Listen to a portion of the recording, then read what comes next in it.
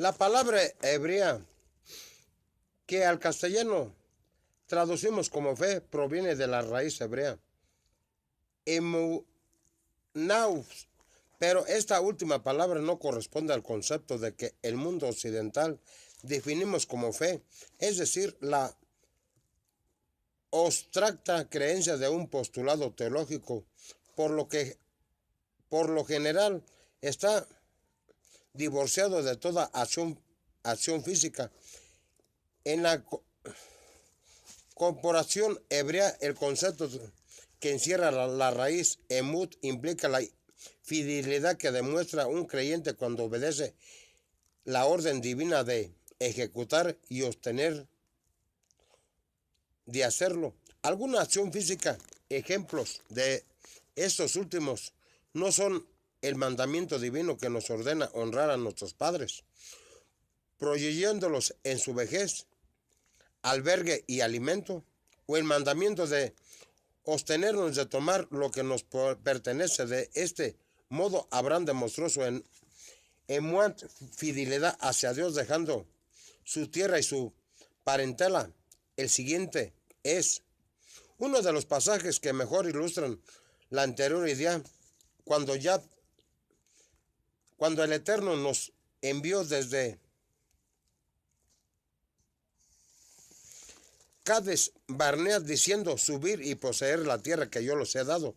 También fuiste rebeldes al mandato de el Eterno nuestro Dios y no le creíste, ni obedeciste a su voz. Deuteronomio 9:23. El anterior verso podría interpretarse como indicando que los judíos simplemente no tuvieron fe en Dios, es decir, no creyeron el contenido teológico de lo que Dios había dicho. Sin embargo, esto es imposible, pues el paralelismo entre creer y obedecer que demuestra el verso es meritadamente claro. Lo que el pasaje enseña es que los judíos estaban siendo castigados por haber fallado de cumplir lo que Dios les había ordenado hacer, no por haber fallado en creer el contenido teológico de la orden. ¿Por qué no hicieron lo que Dios les había ordenado? Pues porque fallaron en confiar en Dios.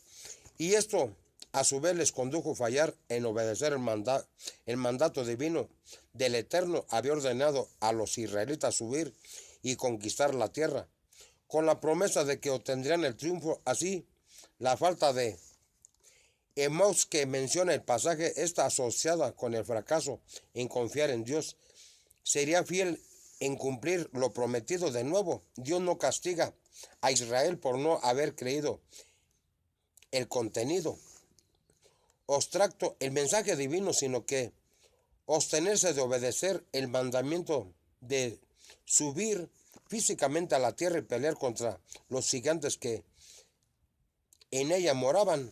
Aquellos gigantes no eran sino prototipos de las pasiones y los vicios que combaten dentro de la verdadera tierra prometida, que no es otro sino la vida del creyente.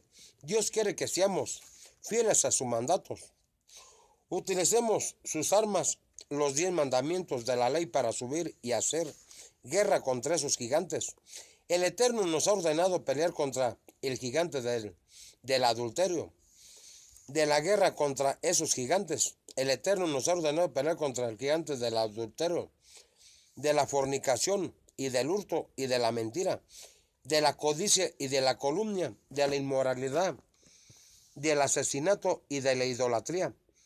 Pero al igual que sucedió con Israel, muchos somos infieles al mandato divino, pues pensamos que nuestra naturaleza es demasiado pequeña y demasiado perversa, demasiado corrompida como para triunfar sobre esos gigantes, aun cuando Dios ha prometido que obtendremos finalmente el triunfo.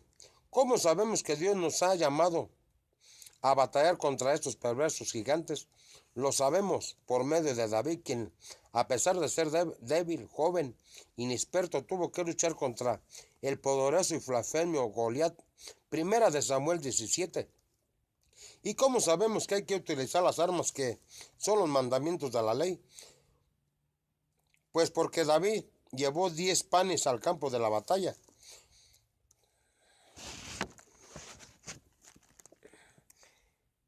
tipificando de ese modo los 10 mandamientos que estaban junto al maná dentro del arca que contenían los 5 libros de la ley. Lo sabemos porque David no utilizó la lucha, casco o coraza ni espada alguna, solo los 10 dedos de sus 2 manos, tipificando así los 10 mandamientos de las 2 tablas, así como 5 piedras lisas de arroyo. ¿Y por qué 5 piedras? Pues porque 5 son los 5 libros de la ley. ¿Y por qué lisas? Pues porque no hay tropiezo alguno en esos 5 libros. ¿Y por qué fueron piedras del arroyo? Pues porque la tradición hebrea siempre comparó la ley con el agua que sale de los lugares altos. Los orgullosos para ir a los lugares bajos, los humildes así.